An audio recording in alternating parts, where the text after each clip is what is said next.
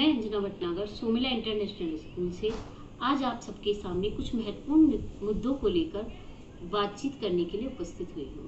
और वो मुद्दे हैं online education, school, teacher, online studies और स्कूल फी।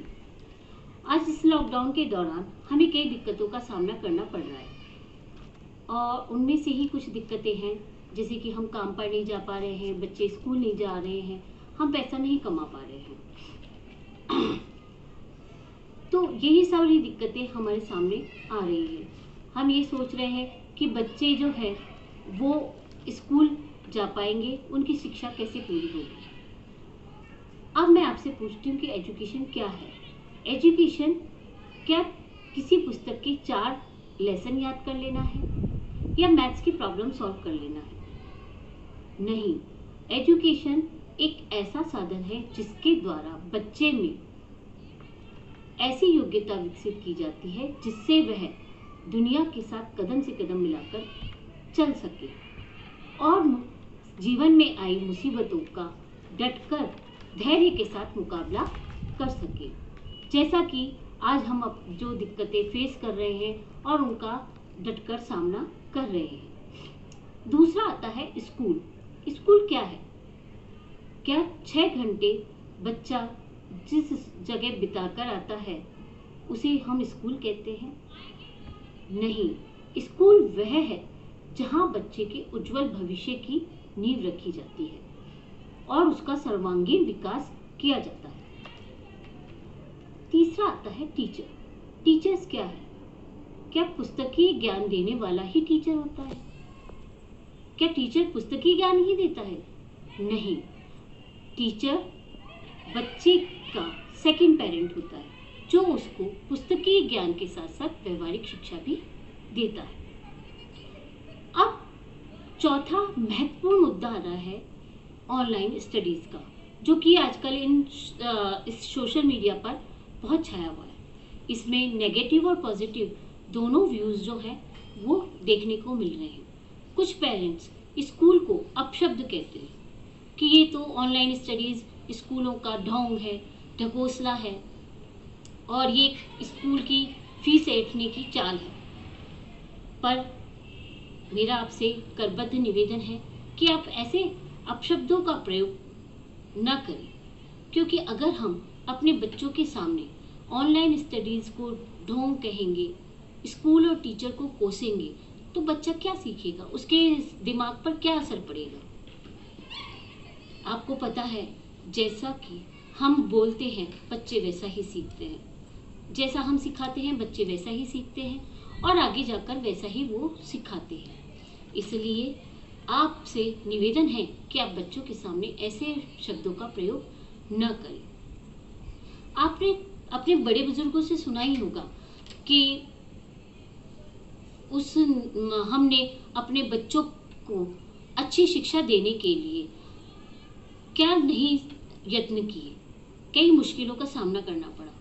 किसी ने अपना किसी ने अपनी ज़मीन बेच दी, तो किसी ने अपने गहने बेच दिए ताकि उनके बच्चे अच्छे स्कूल में एडमिशन ले सके और एक कामयाब इंसान बन सके। और दूसरी तरफ जब हम अपने पर एक बार स्वयं पर हम नज़र डालते हैं तो हम ये कहते हैं कि हम जो फीस है वो हम क्यों दें, हम ऑनलाइन स्टडी की फीस क्यों दें, और हम ऑनलाइन स्टडी की फीस क्यों नहीं दें। स्कूल कहता है कि फीस आप क्यों नहीं देंगे फीस? क्या हमने आपको ऑनलाइन स्टडीज नहीं प्रोवाइड करवाई? क्या हमने बच्चों को फ्री रहने दिया है? बच्चों को नियमित रूप से हमने 3 से 4 घंटे की क्लासेस दी है और उनके समय का सदुपयोग किया है। इसी तरह से हमें कुछ पेरेंट्स का बहुत ही पॉजिटिव एटीट्यूड मिला। उन्होंने हमारे कार्य को सराहा। उन्होंने कहा कि उन्होंने फीस तो डिपॉजिट कराई ही, लेकिन साथ ही यह भी कहा कि आपका बहुत बहुत धन्यवाद कि आपने ऐसे समय में हमारे बच्चे को उचित समय पर ऑनलाइन स्टडीज प्रोवाइड करवाई और उनके समय का सदुपयोग किया।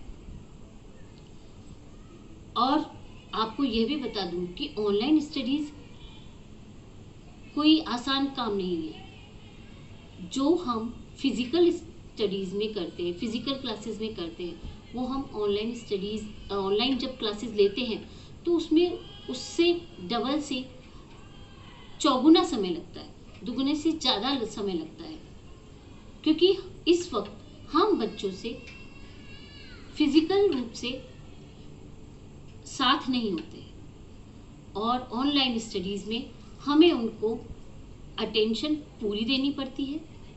साथ ही हमें उनकी क्लासों को अट्रैक्टिव बनाने के लिए नए नए प्रयोग करने पड़ते हैं। जैसा कि कहा गया है कि ऑनलाइन क्लासेस हर किसी का खेल नहीं है। एक वाक्य आपके साथ शेयर करना चाहूँगी कि अभी कुछ दिनों पहले जब लॉकडाउन चल रहा था तो पास की एक महिला मेरे पास आई कि क्योंकि वो जानती है कि मैं पढ़ाती हूँ, तो उन्होंने कहा कि मैम क्या आप मेरे बच्चे को पढ़ा देंगी। तो मैंने पूछा क्यों। तो बोले कि मेरा बच्चा जिस स्कूल में पढ़ता है उसमें ऑनलाइन स्टडीज़ नहीं हो पा रही है और मैंने सुना है कि आप ऑनलाइन स्टडीज़ भी प्रोवाइड करवा रहे हैं। मेरे बच्चे को जो होमवर्क दिया जा रहा है वो बच्चे को समझ में नहीं आ रहा है और जैसे कि एक महीना हमारा स्कूल बंद रह गया है तो बच्चा जो एक महीने से स्कूल नहीं जा रहा था वो सब कुछ भूल चुका है। अब देखिए उस महिला को भी अपने बच्चे की शिक्षा की कितनी चिंता है। यहाँ हमने ऑनलाइन स्टडीज़ को आगे बढ़कर प्रोवाइड किया। क्यों? क्योंकि हमें पता था, हम पहले ये सोच रहे थे कि स्कूल 15 दिन में खुल जाएंगे तो 15 दिन की ऑनलाइन स्टडीज़ करवा देते हैं, क्योंकि हमारे लिए तो एक एक पल कीमती है। बच्चे का पूरा साल कैसा निकलेगा हम कह नहीं सकते। और अब तो ये गाइडलाइन भी आ गई है कि 15 अगस्त तक स्कूल नहीं खुलेंगे। क्यों? क्योंकि कोरोना जैसी जो महामारी है वो बच्चों में सबसे ज़्यादा संक्रमित होकर के फैल सकती है। यही कारण है कि गवर्नमेंट ने 15 अगस्त तक स्कूलों को खोलने पर पाबंदी लगा दी है। तो अब हमारे पास ऑनलाइन स्टडीज़ के अलावा कोई विकल्प भी नहीं रह गया है। ऑनलाइन स्टडीज एक बेहतर विकल्प के रूप में हम सबके सामने आया है और हम इसको और बेहतर बनाने का प्रयास कर रहे हैं। हम मन में ठान ले तो कुछ भी कर सकते हैं। जैसे स्कूल की जिम्मेदारी बनती है अपने स्टूडेंट्स को एक बेहतर स्टडी प्रोवाइड करने की, उसी तरह आपकी स्कूल के प्रति एक महत्वपूर्ण जिम्मेदारी बनती है फीस डिपॉजिट करवाने की। आज सभी आर्थिक मंदी के दौर से गुजर रहे हैं, तो आपका सहयोग भी हम सभी को अपेक्षित है। ये जरूरी नहीं कि आप सारी फीस एक साथ डिपॉजिट करवाएं। अभी आपका जितना सामर्थ्य है उतना डिपॉजिट करवा दें। इस मुश्किल की घड़ी में हम सभी को साथ मिलकर चलना है। अंत में ये कहना चाहूँगी कि एक जिम्मेदार माता पिता बनने के साथ एक जिम्मेदार नागरिक भी बने, अफवाहों से दूर रहें। इसी आशा के साथ घर में रहें, स्वस्थ रहें और खुश रहें।